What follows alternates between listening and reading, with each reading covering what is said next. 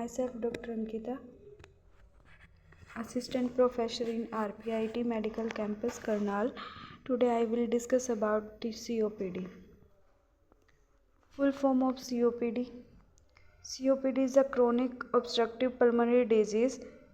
is a preventable disease and treatable lung disease होती है ये. People with COPD must work hard to breathe when can lead to shortness of breath. मतलब जब COPD वाला patient होता है जो उनको सांस लेने में प्रॉब्लम आ जाती है, छोटी छोटी सांसें लेते हैं और फील टायर्ड, मतलब वो थका हुआ महसूस करते हैं. Early in the disease people with COPD can feel short of breath when they exercise.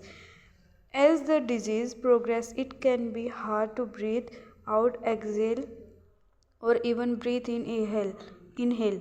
मतलब जब डिजीज़ है वो प्रोग्रेस सीवियर कंडीशन होती है जब COPD वाले पेशेंट के, उनको सांस लेने में बोझ, आउट एक्सेल मतलब एक्सेल करने में और इनहेल सांस लेने में और छोड़ने में प्रॉब्लम आती है. A person with COPD may have chronic bronchitis, emphysema हो जाता है और a combination of both conditions. The amount of each of this condition differ from person to person. ये डिपेंड करती है पर्सन टू पर्सन पे. अस्थमा हो जाता है. अस्थमा इज़ अनदर डिजीज़, मतलब ये दूसरी डिजीज़ है that causes narrowing of the airway. जो एयरवे होती है ना लंग्स की, वो क्या करती है, नैरो हो जाती है, छोटी हो जाती है,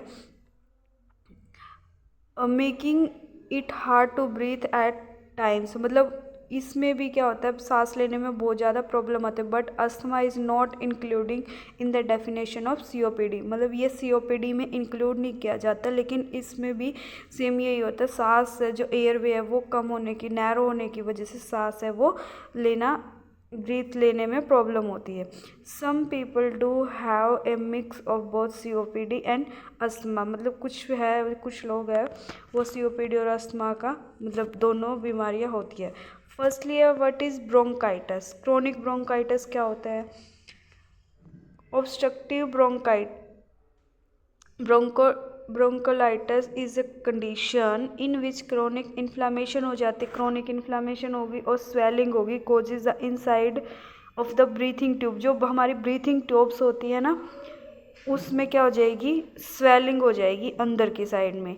airway to be smaller than normal. मतलब जो एयरवे है वो स्मॉल हो जाएंगे नॉर्मल से, मतलब बहुत छोटे हो जाएंगे वो. This narrowing interferes with how well and how easily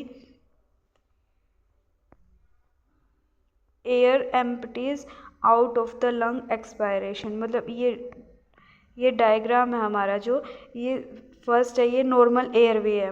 normal airway में एयर है वो इजीली फ्लो कर जाती है. और जो क्रोनिक ब्रोंकाइटिस के पेशेंट होते हैं उसमें क्या हो जाता है, एयर फ्लो है वो क्या हो जाती है, नैरो हो जाती है. ट्यूब्स है वो छोटी हो जाती है, जिसकी वजह से एयर मतलब ब्रीथ लेने में प्रॉब्लम आती है. ये मुख्यतः ये स्वेलिंग की वजह से एयरवे है ये छोटा हो गया है, ये रिस्ट्रिक्ट एयर फ्लो होगी, मतलब सांस जा रही है हमारे अंदर एयर, वो है वो प्रॉब्लम आ रही है उसको लेने में.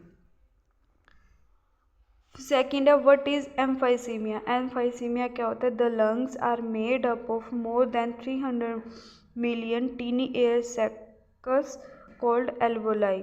मतलब जो 300 मिलियन टीनी छोटे छोटे एयर सैक्स से बनी होती है उसको क्या बोलते हैं हम, फर्स्टली एल्वोलाई बोलते हैं. These air sacs are normally stretchy, मतलब वो ऐसे स्ट्रेच किए हुए होते हैं, springy. When you breathe in the air sacs expand like tiny balloons. मतलब छोटे छोटे गुब्बारों की तरह होते हैं वो. Breathing out usually in passive take no efforts as the alveoli spring back to their original size. In emphysema, the wall of the air sacs alveoli of the lungs are damaged and lose their stretchiness. As a result, they do not empty easily. Emphysema can also contribute to narrowing of the airway. The combination of non-stretchy alveoli due to emphysema and narrowed airway due to both chronic bronchitis and emphysema prevent the lungs from empty normally. Empty से normally में आ जाएगा. This causes air to become trapped in the lungs.